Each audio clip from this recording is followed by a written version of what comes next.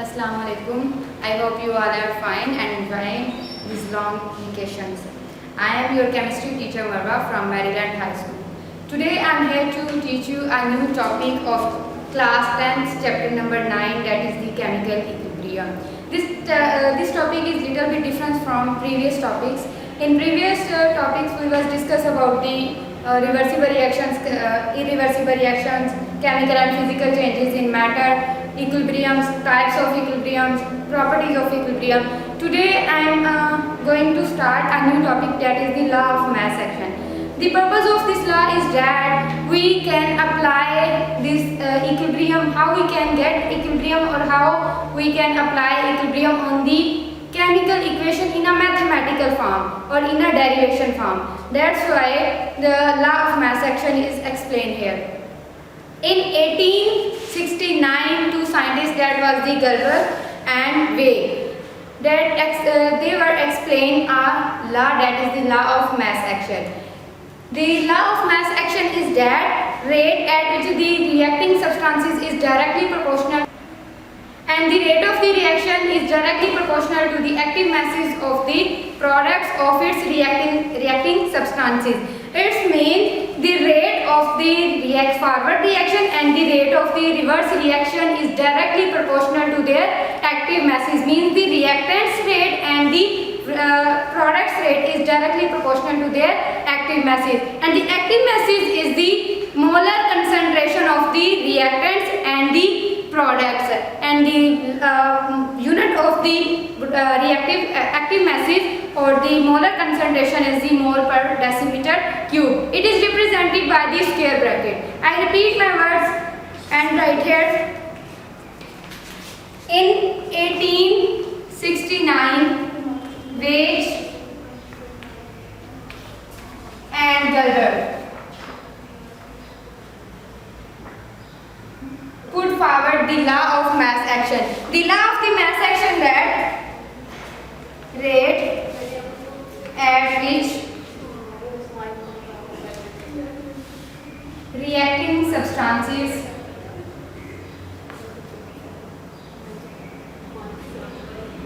are directly proportional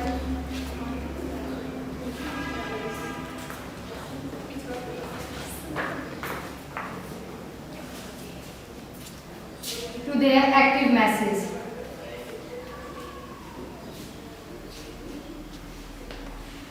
And rate of reaction is directly proportional to the active masses of their products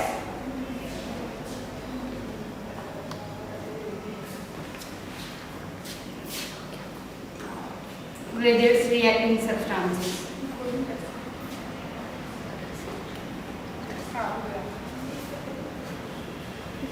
Here reacting substances are the reactants and the products are the result of the reactants when they are react with each other and form. In 1869, Veitch and Gerber put forward this law, that is the rate at which the reacting substances, means the reactants, are directly proportional, means they have direct relation with their active masses, and the active masses are the molar concentration of the reactant, and rate of the reaction is directly proportional to their active masses of their products. Means again products have directly proportional with their active masses, means their molar concentration with the of its reacting substances. First of all, reactants are react with each other, then they form products, and then the reactants and the products have direct relation with their active masses, and the active masses is the molar concentration of the reactant and the substances, and their unit is the mole per decimeter cube. Active mass concentration or the molar concentration. Unit mole per decimeter cube. representation of the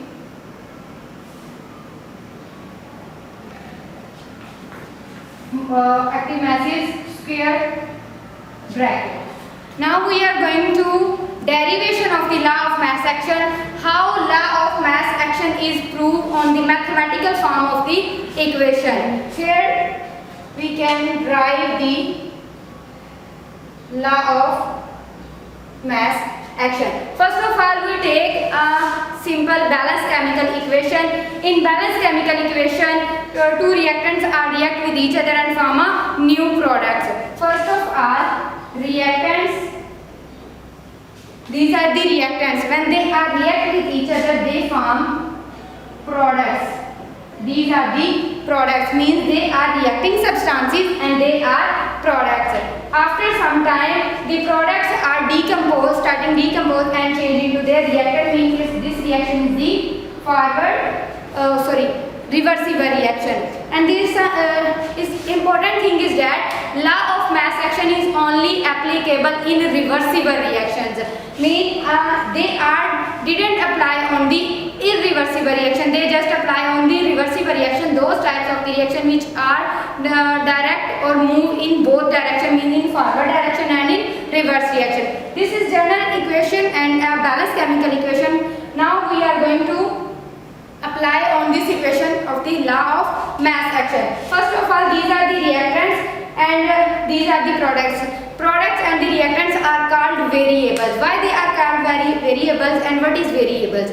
Variables are those things which have changed their values by changing their condition.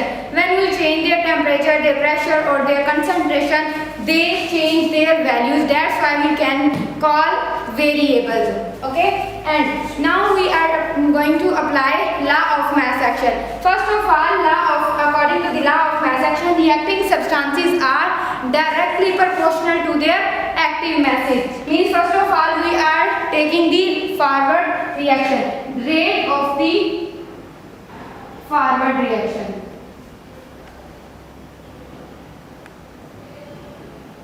is directly proportional. This is the sign of the directly proportional. It's a proportionality sign and they have direct relation with the active masses of the reacting substances. Reacting substances are A and B, and because it's directly proportional to their active mass, and when we are talking about their active mass, we put about their square brackets. And now we are trying to change this proportionality sign with equal. When we are change this proportionality sign into equal, we need a constant, and constant is that thing which cannot be changed their value in any type of the condition. If we change their pressure, temperature or their concentration, they didn't change their values, and this thing is called constant. And here we change the proportionality sign with equal. When we change proportionality sign with equal, we need constant, that is the K. Means constant is represented by K. And here it's a constant of the forward reaction. That's why we are put in the subscript F and the reacting substances. Rate of forward reaction is represented by the rate is represented by R and forward reaction is represented by F. F is equal to the Kf by the A and B. This is the rate of forward reaction, this is the constant of the forward reaction, and these are the reacting substances of forward reactions. Okay, now we are going to move next step. That is about reversible reaction. Similarly,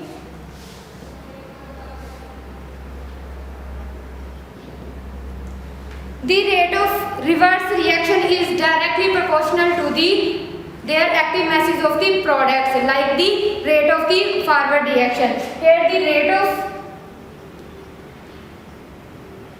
reverse reaction is directly proportional to the active masses of products.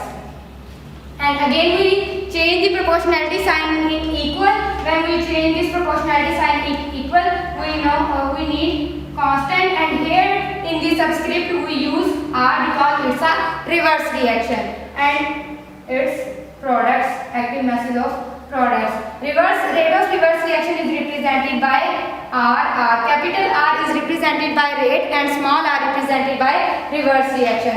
Rate of reverse reaction is equal to the constant of the reverse reaction with the active masses of the substances.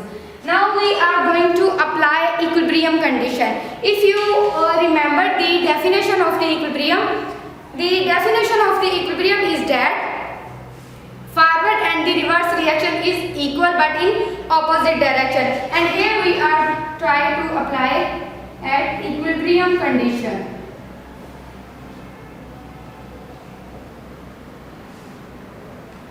Rate of forward reaction is equal rate of reverse reaction.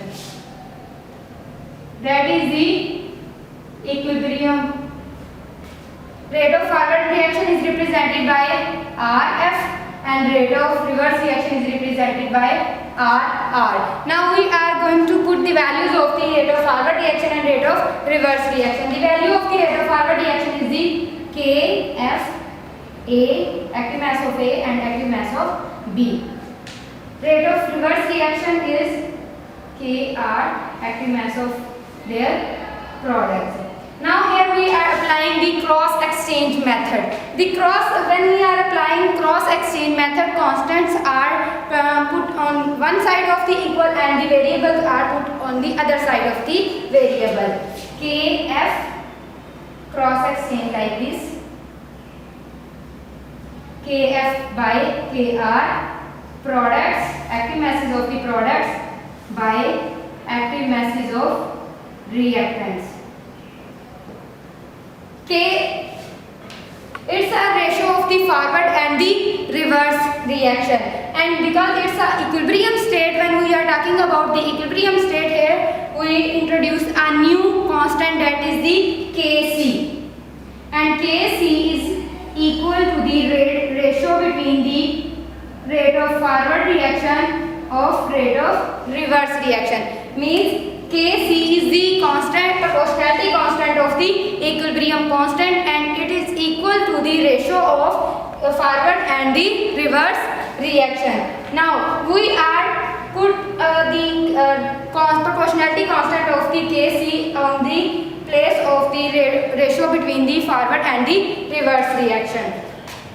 Kc, active masses of product by the active masses of reactants. That is the final equation of the law of mass action. Means law of mass action is proof that at the equilibrium state, rate of the reacting substances, the ratio between the rate of the forward or reverse reaction, means reacting substances is directly have direct relation with their active masses, and products have direct relation with their active masses, but they both have their ratio between them, and it is equal to the Kc, that is the proportionality constant of the equilibrium. Now I recall my lecture. Today we are discuss about the law of mass action. Law of mass action is delivered by the two scientists, that was the Weig and the Goldberg in 1869. The law of the Goldberg and the Weig is that rate at which the reacting substances are directly proportional to their active masses, means reactants are directly proportional to their active masses, and the rate of the reaction is directly proportional to the active masses of their products of its reacting substances. Means direct products and the reactants have directly proportional to their active masses, and they both have due to the and the rate of reaction is equal to their active masses, and the active masses is the molar concentration of the variables or reactants or the products. Unit of the active masses is the mole per decimeter cube, and the representation of the active masses is the square bracket. Now we are going to the derivation of the law of mass action. Why we apply the law of mass action on the derivation? We just want to prove the law of mass action on the derivation, how we can apply or how we can attain equilibrium in a balanced chemical equation. Law of mass action is only applicable in a reversible reaction, and when we are taking reversible reaction, reactants are react with each other and form a products. The reactants or reacting substances are directly proportional to their active masses, and the products are directly proportional to their active masses. And here we are just talk about the forward reaction, means their reactants or the reacting substances. First of all, we can calculate the rate of forward reaction, that is the directly proportional to their active masses of the reacting substance. After that, we can change the proportionality sign. Now we are changing proportionality sign with the equal, and when we are changing proportionality sign with equal, we need a constant, and the constant of the forward reaction is the Kf. K is the constant and F is the represented by the forward reaction. Rate of forward reaction is represented by the Rf, and the proportionality sign is changed with the equal with a constant Kf, and this is the variables of the active masses of reacting substances. Similarly, the next thing is that similarly, the new thing is that the rate of reverse reaction, like the rate of forward reaction. Rate of reverse reaction is also directly proportional to their products, active masses of their products, and proportionality sign is changed with the constant. When they are changed, we need a constant. Constant is K, and in the subscript R is the represented by the reverse reaction. Means rate of reverse reaction is represented by R, and the proportionality sign changed with the equal Kr is the proportionality constant of the reverse reaction with the products or active masses of the products. Now we are apply on these things are at equilibrium condition. When we are apply equilibrium condition, if you remember the definition of the equilibrium, that is the rate of forward reaction is equal to the rate of reverse reaction but in opposite direction. And here we are apply just equilibrium condition, rate of forward reaction is equal to the rate of reverse reaction. Now we are putting the values of the rate of forward and the reverse reaction. Rate of the value of the forward reaction is the Kf, that is the constant of forward reaction, and the reacting substance, the active masses of the reacting substances is equal to the Kr is the constant of proportionality constant of the reverse reaction and the active masses of the products. And now we are applying cross exchange method. When we are applying cross exchange method, constants are present in one side and the variables are present on the other side, and the constant is the Kf, means the proportionality constant of the forward have the ratio with the proportionality constant of the reverse reaction.